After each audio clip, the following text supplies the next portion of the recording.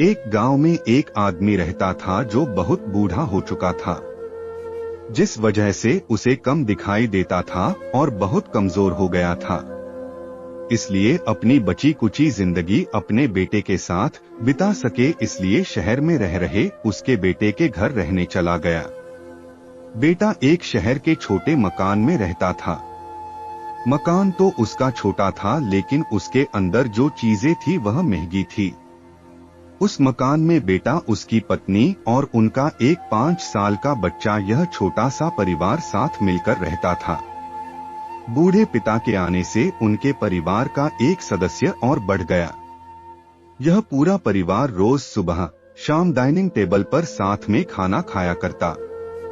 बूढ़ा पिता अपनी कमजोरी के चलते हमेशा खाने की चीजें नीचे गिराता रहता और कई बार कांच के बर्तन भी टूट जाया करते थे। कुछ दिनों तक तो बहू और बेटे ने यह सब सहन किया, लेकिन बाद में वे दोनों बूढ़े की ऐसी हरकतों से चिढ़ने लगे। एक दिन बेटे ने कहा कि ऐसा कब तक चलेगा, हमें कुछ करना पड़ेगा। उसकी पत्नी भी इस बात से सहमत हुई। अगले दिन बेटा कहीं से एक पुराना मेज लेकर आया और घर के एक कोने में उसे लगा दिया और अपने पिताजी से कहा कि आप यहीं पर बैठकर खाना खा लिया कीजिएगा। उन्होंने एक लकड़ी का बर्तन भी बनवाया जिसमें वे अपने बूढ़े बाप को खाना देने लगे। अपने कांच के कीमती बर्तन बचाने के लिए अपने बूढ़े बाप को लकड़ी का बर्तन देने में उन्हें जरा भी शर्म नहीं आई। अब खाने का समय जब जब होता तो बूढ़ा बाप एक कोने में बैठकर खाता और बाकी का परिवार डाइनिंग टेबल पर खाना खाया करता। डाइनिंग टेबल पर बैठे बैठे दोनों पति पत्नी कभी कभी अपने बूढ़े बाप की तरफ देख लिया करते। बूढ़े बाप की आंखों में उन्हें आंसू भी नजर आते मगर अनजान जैसे कोई असर ही नहीं होता। बूढ़े का पोता भी यह नजारा हमेशा देखता और वह अपने में ही खोया रहता। एक दिन जब पति पत्नी डाइनिंग टेबल पर बैठकर खाना खा रहे थे तब उनका बच्चा जमीन पर बैठकर कुछ कर रहा था।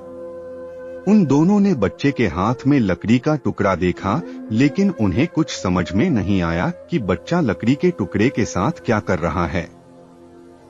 जब बच्चे के पिता ने उसे पूछा कि बेटा आओ खाना खा लो, तुम नीचे बैठकर क्या कर रहे हो, तब बच्चे ने भोलेपन से कहा, अरे मम्मी पापा, मैं आप दोनों के लिए लकड़ी का बर्तन बना रहा हूँ ताकि आप लोग जब बूढ़े हो जाओ तो इनमें खाना दे सकूं।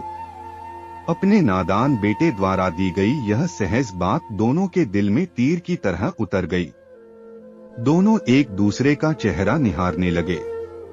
बिना कुछ कहे ही दोनों की आंखों में पानी आ गया और उन्हें अपने भविष्य की किताब अपने आंखों के सामने खुलती हुई नजर आई।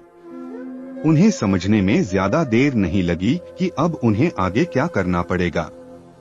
अगले दिन कमरे के कोने से वह पुराना मेज हटा दिया और अब बूढ़ा पिता और बाकी का परिवार साथ में मिलकर फिर से खाना खाने लगे।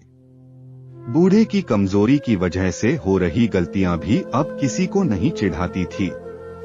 दोस्तों, यह कहानी हमें बताती है, हर वह पत्ता जो आज हरा है वह कल सूखेगा और डाली से नीचे भी गिरेगा। इसलिए हमें अपने बड़े बूढ़ों का हमेशा ख्याल रखना चाहिए और हमें हमारे माता पिता और बुजुर्गों के साथ वैसा ही व्यवहार करना चाहिए जैसा हम चाहते हैं कि हमारे बूढ़े होने के बाद हमारे बच्चे हमारे साथ करें।